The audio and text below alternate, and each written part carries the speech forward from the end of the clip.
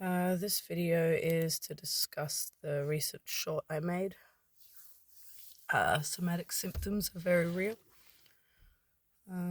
As humiliating as it is to have people see you brought to your knees crying, I wanted to do a short one because, it's all good to sit here and rant and sing songs. People sitting there, she looks fine. I've already had the humiliation of being on my knees in front of half the country, getting ignored anyway. So the symptoms are very real.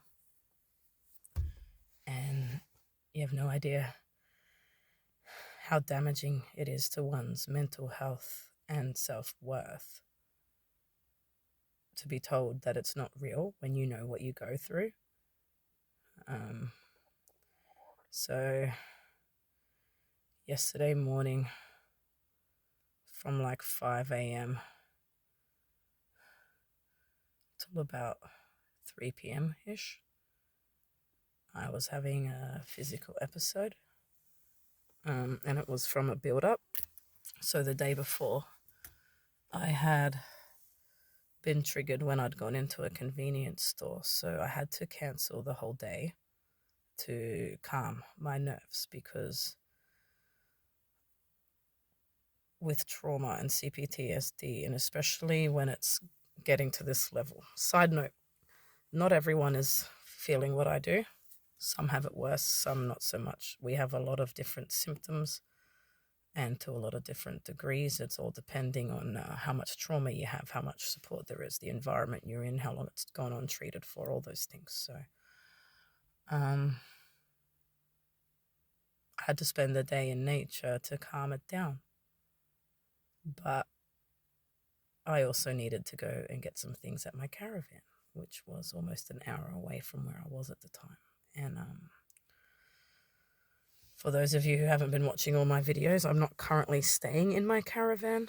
It's set at a place where I'm just sort of storing it, and I go and access it as I need, because I don't feel comfortable staying there while all this is going on. Once I feel safe, I'll be able to go set it up, but not now. So because I had to drive out to my van that afternoon, it was pushing through too much. My nerves, which are already sparking and burning and firing, my sensory, which is already heightened, my panic disorder, and all my triggers that I've got going on. There's a lot you need to actually do to just get up and go for a drive, even to the shop. So to have to go and drive an hour, not okay, and able to do those things after a trigger when I was already having tingling, burning, zapping, muscle spasms, like I was setting myself up for exactly what happened. But I had no choice. I had to go and get some things at my van. So I pushed through the stimulation, and then because I wasn't in the warmth overnight, the cold. So basically different things set it off, but it's the best way to describe it is you're so tense and you're in such high state of fight or flight. You've lost your lobe, the electricity is going, your muscles are tight. Anything else that adds to that, so anything that tightens your muscles, fear, anxiety, cold, stress, puts it up, up, up, up. And eventually everything just taps out. So it could end up in a PTSD seizure. It could end up in a stomach flare-up, which is what happened yesterday. And that had me vomiting, unable to eat. Even any fluids that go in come out. See, when I was living in the city, when I was around humans, in all the sensory overload, the stimulation, the ignorance, the lack of awareness, that would last days and weeks, because being around everyone and everything that's making it worse just makes it get out of control. But because I was able to just literally be on my knees in the bush without anyone or anything fucking with it, I managed to get out of it in like, what, 10 hours. So um, it's really hard. You go to a doctor and they say that's not real. Take this pill for delusions that we give to schizophrenics. You go to an ED when you're at that stage and they're like, what are you on? And think it's drugs, and then they pump you with morphine and benzos. You're getting triggered under everything. It exacerbates, everything just gets worse. And then you have an explosion because of how hard you're triggered. Mental health team comes in, more things put in you, and it gets all out of hand. And the way they talk to you, because they just think you're aggressive and angry, but you literally are in there fighting for your life in that mode. Police scare the shit out of you when you're already in a trigger and you just want help and you're trying to talk to them and they like intimidate you, they scare you. It all just locks you up. You're going out into community, you're getting judged, people think you're on drugs, you're getting ostracized, you're getting people getting angry at you because you're anxious or fast or scatty and they don't get it. And you're just treated like dog shit everywhere you go. So you're just constantly locked up. You're constantly like in fight or flight and scared and on eggshells. It's why we people please. And it just builds up inside of us and it eats at us. We're drowning in cortisol and stress hormones. The electrical surges to our hippocampus and everything going on that happens in fight or flight.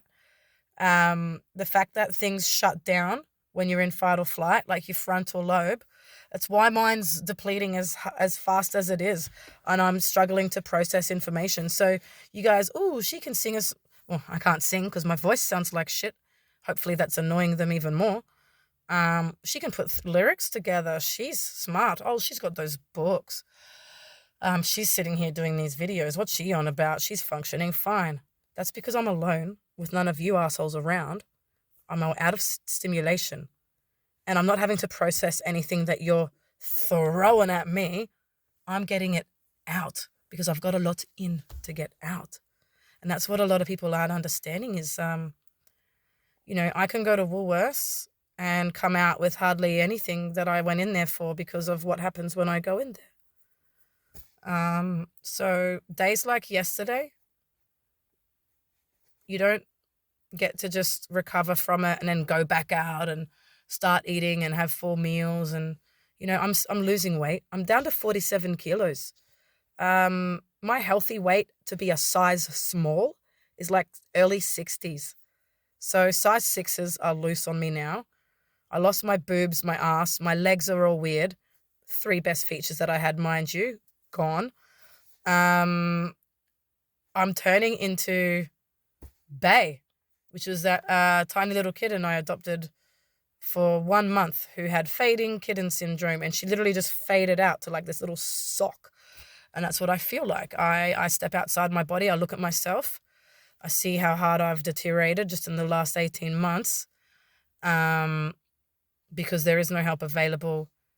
Everything out there hurts the burning on the nerves, pumps more cortisol through us, takes more of our brain from us, shuts down the organs that we don't need because we're in fight or flight.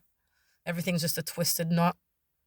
And mentally and emotionally, we just can't handle it because it is real.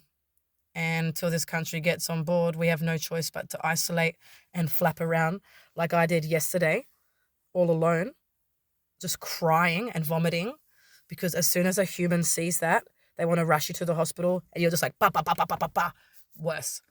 So that's the life that a lot of people with CPTSD live. Like I said before, it's different for everyone. Some people have support. They have family, they have friends. Some people have CPTSD from abuse they endured, but they are now in a safe space moving forward, whereas some are continuing to get re-traumatized and abused further. Isolated, no support. It impacts you mentally, and that worsens the physical and somatic symptoms. So people are going to experience different things, but I can guarantee you, if you go out and talk to anyone with CPTSD, they will have something. And I've been talking to people, not recently, I've dropped off from that. But when I was talking to people in support groups and whatnot, um, they always think it's just them, and they accept the ridicule and judgment and lectures from people. Um, they just thought, oh, I just have chronic pain. Oh, I just get headaches. Oh, my muscles just hurt. Oh, I just struggle with fatigue. Oh, I thought I was just lazy and couldn't get up in the mornings. Oh, I thought these burning sensations were just, you know, what a lot of people go through. Oh, tight muscles, that's just norm. Yeah, no, my stomach problems and the diarrhea and everything I'm getting, I'm just, because I'm anxious. No, all these are somatic symptoms, and if you don't take care of them, they get worse. If you're not safe, if you're overstimulated, and you're just continuing to get treated like dog shit and re-traumatized your whole life, you are going to end up burning on fire, rolling around in your own piss, screaming as you fade out. And that's what this channel is about. So 47 kilos this week. Let's see how long I can go before I'm Bay, who is no longer with us.